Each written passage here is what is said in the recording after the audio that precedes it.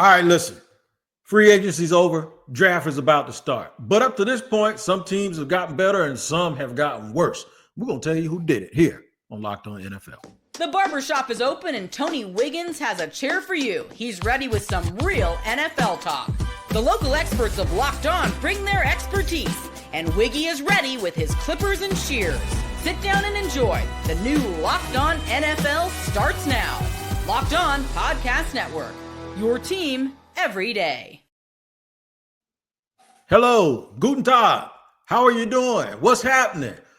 What's going on? Watch out now. There's all ways that we speak to each other, and that's how we doing it here today on Locked On NFL on a Thursday. I'm here with my man Chris Carter, our Thursday host. We got a lot of stuff to get into, but make sure you tap in wherever you get your podcast, whether you watch or listen.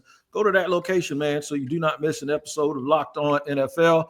Today's episode is brought to you by Game Time. Download the Game Time app, create an account, and use the code Locked On NFL for $20 off your first purchase. Hello to the everydayers. We appreciate you. And if it's your first time, we appreciate you too, because we know you will be back. Chris Carter, Carter Critiques, Locked On Steelers, Pittsburgh Post-Gazette is here. We're going to run these things down for you. We're going to end the show talking about the Steelers quarterback update. And Chris knows I always have to set him up with some foolishness, man. And he's going to have to tell me what's going on with that.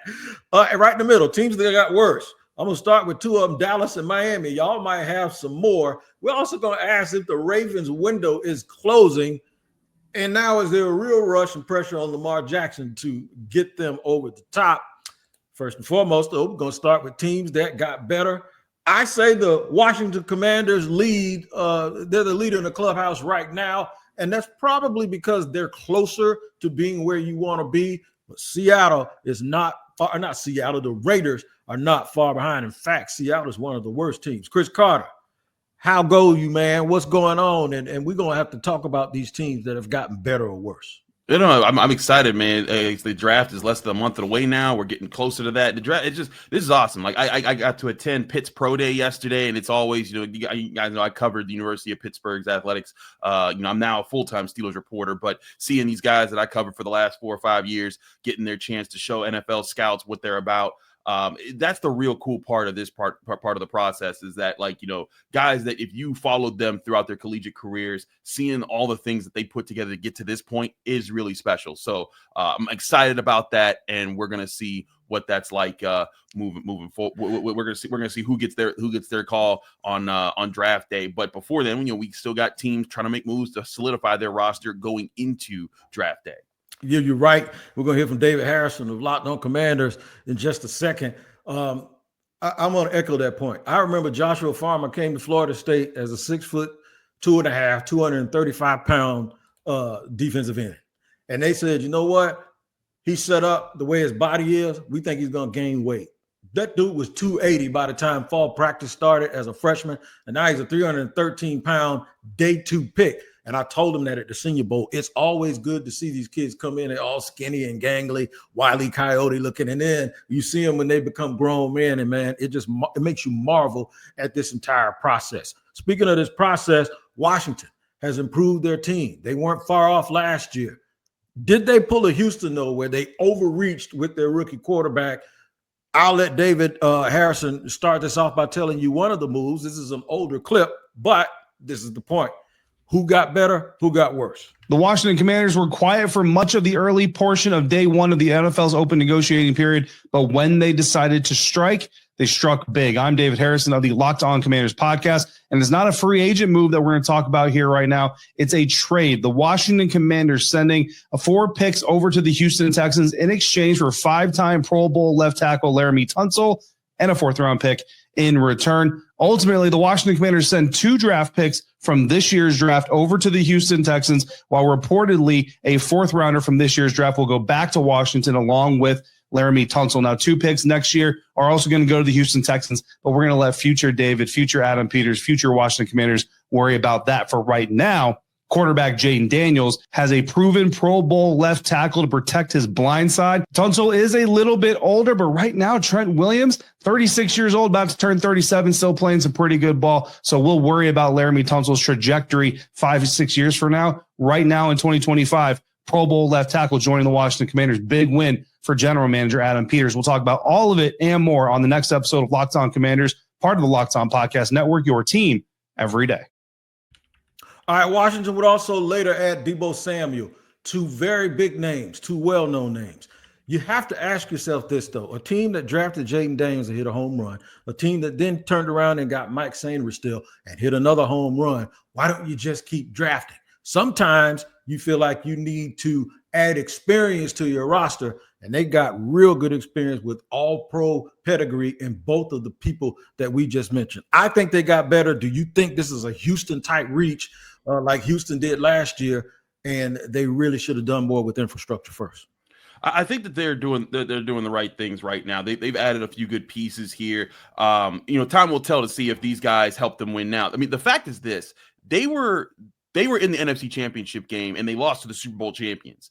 And they are a team that, with a rookie quarterback, that over the next 4 years, you have Jaden Daniels on a rookie contract. And if he continues to play like he did as a rookie, you're going to have a window to compete in the NFC. And if you could get some other things right now, you can be that team in the next 2-3 years or during that window before you have to pay Jaden Daniels. And then when you have to pay Jaden Daniels, you're going to have to blow up a lot of different things. You're not going to be able to keep a lot of the guys that you have on your roster right now. So I think a part of it is they're saying, hey, we're going to get aggressive right now because last year we took that swing at quarterback. Let's continue to trust our front office, make these swings now. And if we can do the things that get us over the hump and get us a Super Bowl championship, that's going to be worth it. And so I think they're doing what a lot of teams do when they draft a young quarterback that's a home run pick. They get aggressive, they spend big, and yes, it could put them in the hole later. But right now, they're like, we got the cap space. We're going to swing big, try to build the best roster we can at this very point in time. And I'm behind that strategy. This is the time to be aggressive. Go get your guys.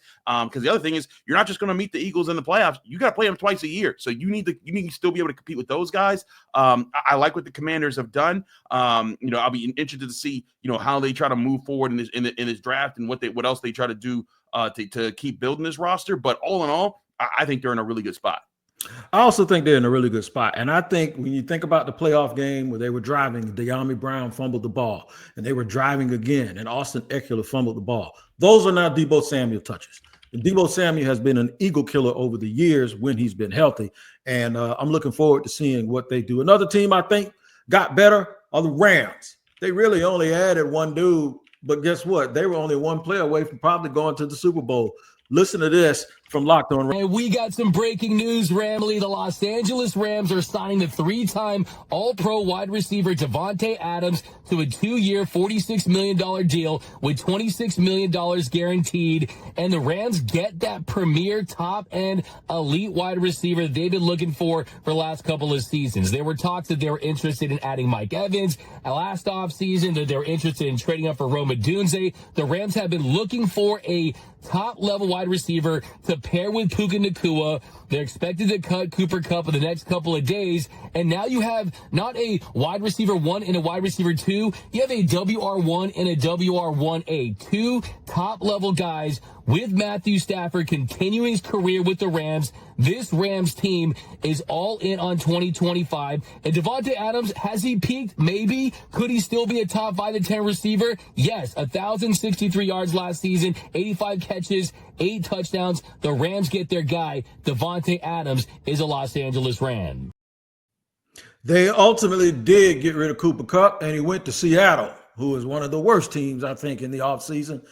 I think this is good, man, because him and Puka Nacua together with the way that they design their running game, they are a very, very, very dangerous team, especially with those young players on defense. They absolutely are. And I look at what they're doing there. I think the Rams have done a good job reloading with guys like Jared Verse, guys like Braden Fisk. Funny enough, just take 2 dudes from Florida State and they're gonna be bad. And I love watching those guys at the ACC, man. They were special. I thought the Steelers really should have gone after Braden Fisk. But look, this is a chance. Like we talked about the Commanders window, the Rams window is a bit different. You look at what they have going on right now. They have to strike while the iron's hot, but because they're running out of time. Matt Stafford's only going to be Matt Stafford for so much longer. You have a good assortment of some offensive linemen. You have some of the guys on defense. You got to strike now, and if you don't strike now, you put yourself in a really tough spot. because then you're going to need to go back into the quarterback well. Maybe you can find a guy. Maybe you'll look into that. But that's why getting a Davante Adams really helps. And look, the Rams were a competitive team last year. So I think you could expect them to be competitive again. I'm excited to see what they do in what should be a really fun NFC West. Super excited to see it also. Here's what I want to monitor. What do they do in the draft? I think the Rams are a trade back candidate to get an extra pick on day 2.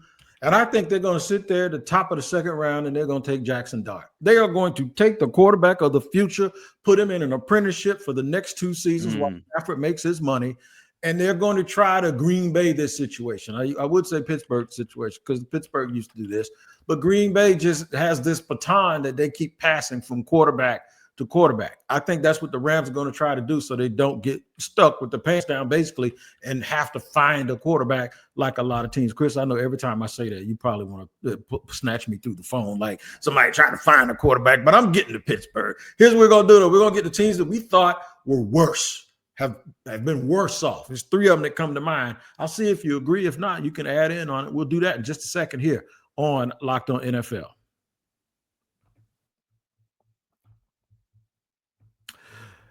As told you at the top of the show, today's show is sponsored and brought to you by Game Time. Imagine watching your favorite team and feeling the energy of the crowd and witnessing unforgettable moments. There's nothing like experiencing a big game in person. Getting tickets shouldn't be stressful. That's where Game Time comes in, making it easier than ever to grab last-minute seats at unbeatable prices. Now, mandatory that you pay attention to this. Game Time Picks is a curation process that makes it easier to find a better value for tickets to sports, concerts, comedy, and theater. Everyone doesn't have that, man. The curation makes the process so much easier and actually makes you want to come back for more. Now, take the guesswork out of buying tickets with Game Time. Download the Game Time app, create an account, and use the code LOCKEDONNFL for $20 off your first purchase. That's LOCKEDON NFL for $20 off. Download Game Time today. Last minute tickets, lowest price guaranteed. All right, talking about best and worst so far the offseason. CC, without even playing a clip before we get to the Dallas Cowboys, and I had to put them in worst, I'm going to talk about Seattle and Miami. Seattle traded away Geno Smith and signed Sam Darnold to a big contract. That's terrible, in my opinion. Yeah, they also got rid of both receivers in DK Metcalf, as well as a long time receiver that they had right there playing in the slot. I know they still got the young kid out of Ohio State. Yep. Yeah, Tyler Lockett. They got rid of Tyler Lockett, and then they got JSN, Jackson Smith, and Jigba. But then they go and get Cooper Kupp. You get slower, older, with a worse quarterback. To me, Seattle probably edges out Miami because Miami didn't really do anything because they can't because of the salary cap. Seattle did some stuff, and they actually got worse trying to move forward. I honestly didn't get Seattle's quarterback movements this year. Seattle smells like a team that is trying to tear things down and just be like, we're going to build from the bottom up, and we're going to tank for a while and do that. And I don't think you do that when Geno Smith's playing as well as he is for you. You had some things going for you. And maybe the thing was, look, we're never in our current iteration, we're never going to make moves to get back into being a Super Bowl contender. You know, we're going to tear things down. And listen, it's funny because in Pittsburgh, that's what some people think that they should do with the defense. They should, just trade away TJ Watt and Minka Fitzpatrick and Cam Hayward, just tear everything down so you can be a really, really bad team for some years. And then maybe you can just rebuild everything. But I tell people that is not some guaranteed way to go about things. There are so many teams. Tony, how long have the Jaguars been rebuilding? You covered a team. It is not something that you just 30 years. Throw away. 30 years. Yeah. Mm-hmm. And like and when you get that nucleus, when you like you had they had the nucleus in 2017, when you let that slip away and you go from being a Super Bowl contender to back to being bottom of the barrel, it is so hard to get up off the mat in the NFL, to put things together and to rebuild the infrastructure that's going to make you a contender. I don't like what I'm seeing out of Seattle in general. Maybe I'm wrong. Maybe they got something secret in store, but just from the outside looking in from all the way on the other side of the country, it don't look good over there. It doesn't look good. And one of the things I caution people with, and you mentioned Jacksonville, they got a bunch of people from the Rams and the Vikings, and they mostly have Sean McVay's DNA and Les Snead's DNA running through their blood some sort of way. I'm wary when teams too much or mirror too much like the example of where they come from. Like Detroit, yeah, they got Brad Holmes, but they didn't really mirror the Rams in the way that the Rams did things. You got to be careful because there's a lot of Baltimore influence going on. And I think what Seattle's probably sitting there thinking they're going to do is, okay, we're going to build the offensive line, and then in the second round, we're going to get Jalen Milroe and somehow try to trick ourselves into thinking that he's Lamar Jackson. I think you have to be careful. You know, emulating is one thing, copying is something else. You can never, ever, ever be as good at something as somebody else. So you just got to be really, really careful with that. There's nobody like the Dallas Cowboys. Nobody. Somehow they got worse though.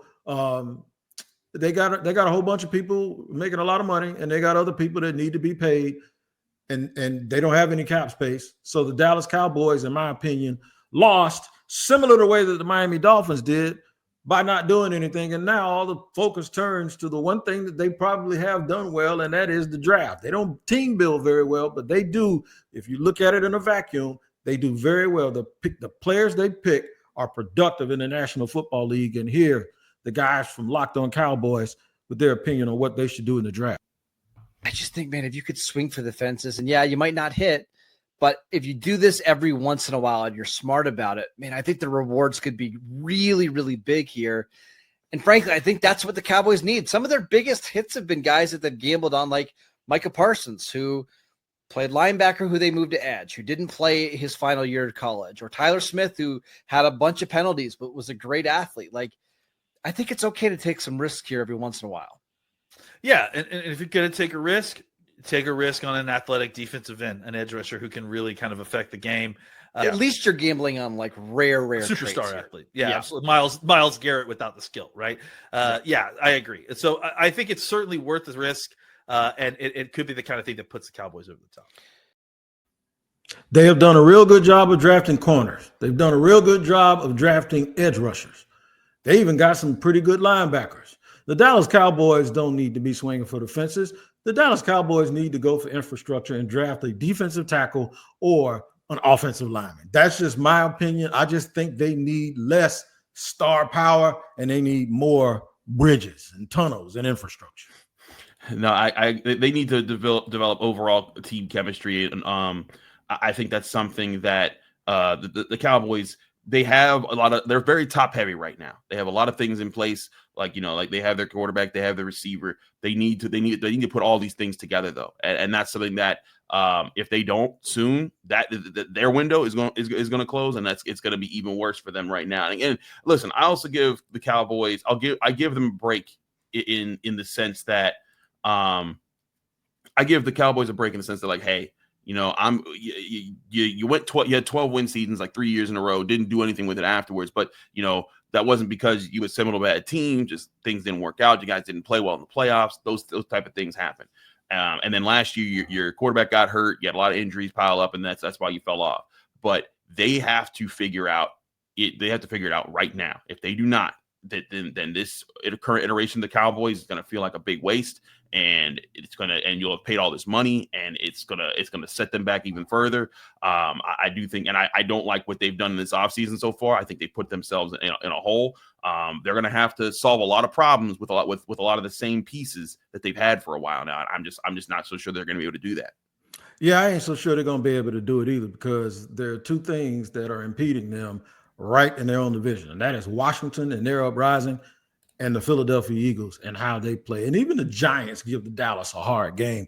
I just believe that in order for them to get it right, they have to do things that don't seem sexy in order to – the Dallas Cowboys, just like most teams, they generally win because they have depth on the line of scrimmage. They can run the ball and they can protect the quarterback, and they haven't been able to do much of that at all. All right, so we're going to get to segment 3. Segment 3, we're going to talk about Lamar Jackson's window and what they've done.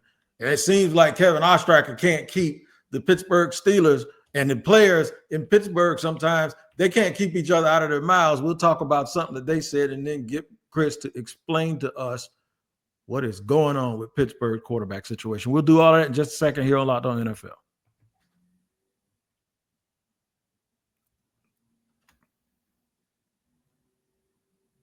All right, so I used this clip before. I'm going to use it again. Kevin Oestreicher and the Baltimore Ravens, to me, are the most talented team to not get to the Super Bowl in the National Football League. Chris, real quick, before we even get to that, the only thing that they've done is they added a slow D-hop to their receiving core. Now, if they feel that they were a couple of plays, a couple of Mark Andrews drops away, one thing D-hop won't do is drop those balls. So maybe they feel like we keep everything the way it is, and all we do is just add one player. D-hop's a good player, but do you think it's enough that they can take advantage of the window that some people think is starting to close up on the Baltimore Ravens? Look, they've got Lamar Jackson for a while longer, but I think the problem is that Derrick Henry's getting older. You got some guys in the O-line getting older. You got some guys in the defense that on their contracts are going to start to, like, Kyle Hamilton's contract is going to be expensive. You got guys that you're going to have to pay even more money. So it's not easy to keep everyone around and just keep paying everybody. You got to find ways to make it work. But the one thing that they have not done, they have not given Lamar Jackson a premier superstar wide receiver. Zay Flowers is a good one, and he's on the rise, and I think he's got a lot of good things going for him. But DeAndre Hopkins, I think, was their effort to say, hey, we're getting you a guy who knows how to be number one, who knows how to get open, who knows how to be a professional, and to add to this crew and to give you the best assortment of weapons that you've ever had. That's what they're trying to do for Lamar Jackson right now. And I think that's a good move by the Ravens. I thought that they were going to win the Super Bowl this year. I thought this was their year. I thought Lamar Jackson was going to finally put everything to bed. And I don't know that Lamar Jackson is the biggest problem right now. I think that Lamar Jackson is trying his best with what he's got, but when you're an offense and you're based on your quarterback play and you're based on, your ability to run the ball, with Derrick Henry, you need to have guys that can make plays, when Lamar Jackson gets in the ball. And I think that's something they needed to upgrade in. Now, can they do a few things just a little bit better in the playoffs and maybe come out on top a little bit differently? But I think that they can. I don't think that they're that far away from the Bills and the Chiefs, from being the team that can represent the AFC. But they have to strike they have to strike soon, or this group will end up getting broken up a little bit. And there's going to be a couple years here and there where Lamar Jackson's playing on a subpar team, and he'll kind of do what the Steelers. He'll kind of play well enough to kind of be like what the Steelers have been for the past few years since Ben Roethlisberger left, where he'll probably get them to the playoffs just enough, but not be a super contender again until they get another nucleus of guys in. And I think that's what they're trying to do right now, is to capitalize right now with this group as best they can, and getting a weapon like DeAndre Hopkins. Granted, he hasn't been a superstar wide receiver in a bit, but I think that if he can help them be a complete picture, because he doesn't need to be everything. He doesn't need to be the number one wide receiver in the NFL, but he needs to be a good number one wide receiver for them when they need him. Right. And I'm with you. I thought they were going to go to the Super Bowl. I thought we were going to see a show between Saquon Barkley and Derrick Henry, but it did not materialize. What did materialize is earlier this year, Kevin Oestreicher, he always got y'all's name in his mouth, right? The Pittsburgh Steelers. So this is purely for a segue. That's all this is. It's just a segue for me to go from the Ravens to the Steelers. This is about something that one of y'all said about each other. Listen to Kevin Oestreicher. He was asked about, stopping the Ravens' rushing attack and, figuring out, okay, how do you stop those guys? And Malik said, quote, going against them in practice every day, you can't do too much because you don't want to mess with church money. But now me being on the other side, I can really just unleash and just dominate how I know I can do. So this quote, look, I'm sure people are going to run with it. They're going to get a lot of run with it during the season. Again, I don't think he was saying this in a malicious way, but it is, I guess, a spicy thing to say when we are in the era of bulletin board material, right? Because I think that, even if the Ravens themselves or Lamar, Derrick Henry even don't use it as that, I think the fan base might take this quote. Because, look, Ravens Steelers stuff, that's always been a big deal. And Malik talked about that as well. But he's right. Where, like, in practice, you're not trying to mess up anybody. You're not trying to unleash your full powers because you don't want to hurt anybody. What Malik is he talking about? What on earth is Kevin Oestreicher talking about? Malik Harrison, Ravens linebacker, signed with the Steelers. He's going to be like a backup linebacker for the Steelers, an off-ball guy. I think he's going to be their attempt at beefing up some run defense help. He'll be probably a guy they rotate into the defense. And listen, I think Malik Harrison was just, I was in that presser. I was in the room when he was talking about that. And, he wasn't like Kevin said, he wasn't talking like stuff. He was just like, hey, you know what, what have you learned about going against that offense? It's like, well, in practice, he's not allowed to hit Derrick Henry, Lamar Jackson like he would. He's not allowed to engage with Tyler Linderbaum and Rosengarten and those guys at full speed. Maybe a little bit during training camp, but yeah, you can't do this. So he was just kind of saying like, I'm excited because I know how good those guys are, and so I'm excited to be able to go up against them, and do that. And the Steelers, this is not the first Steelers linebacker or Ravens linebacker to come to the Steelers because Patrick Queen just did it the year before, and so I think what that was about was more about like, hey, like, I'm hearing this team, I'm trying to answer these questions and not say anything too incendiary. Obviously, I'm going between two of the biggest rivals in the AFC. So, I look at that and I didn't think much of those comments. I do think what's going to be interesting though is it's going to be the Steelers. You looked at the Steelers' strength for most of the season was their defense, was their ability to stuff the run, rush the passer, cover well, and for a while they were like a top 5 defense. They still finished in the top 10, but everyone saw in that playoff game they just got ran over by the Ravens. They had no answer up the middle, and that's why I think the big thing that the Steelers are targeting right now in the NFL draft is defensive tackle. They're looking at guys like Kenneth Grant, Derek Harmon, guys that could be late first round picks in the 20s that they can either pick with their 21st overall pick or trade back and still get them by picking up some extra assets later in the draft. But they want a mauler in the middle of their D-line. They like Cam Hayward. Cam Hayward's probably going around for 2 more years. He's an all-pro still doing it. They like Keanu Benton, but Keanu Benton's more of a 3-tech. He's not like in the middle of the defense, eat up double teams and keep your linebackers free type of guy. That's who they're looking for. That's why Kenneth Grant out of Michigan, I think, is the guy that they're targeting. And so that whoever their linebackers are, whether it's Patrick Queen, Peyton Wilson, Cole Holcomb, Malik Harrison, whoever it is out there, they want to keep those guys fresh. They want to keep those guys clean on place so they can attack the run and be better at stuffing the run like they had been for quite some time in playing the Ravens. All right, so what if I offered you an alternative before I get you to explain to me what's going on at quarterback? Okay. Add DK Metcalf. You still have Pickens. Is Calvin Austin good enough of a slot for y'all to ignore Egbuka or Luther Burden III? If I told you that late in the second round or late in the third round, you could get Jamari Caldwell out of Oregon. Yeah, I think the Steelers, they're not going to go for a slot receiver in the first round unless everything else has kind of been taken away that they really want to go for. I think that they really like what they've got on the outside with Pickens and Metcalf. I think Calvin Austin, and people got to remember Roman Wilson was a 3rd-round pick last year. I think that they've got 2 young dudes in those guys, and they brought back Scotty Miller, but Scotty Miller is like a 4th, 5th option there.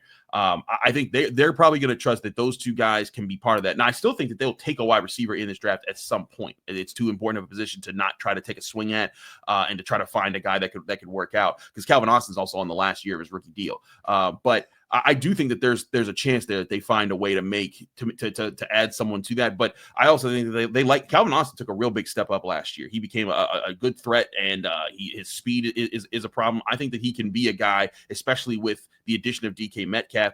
If they keep Pickens, those 2 guys are going to attract all the attention. And then you keep Pat Freiermuth out there. He's another really good pass catching tight end.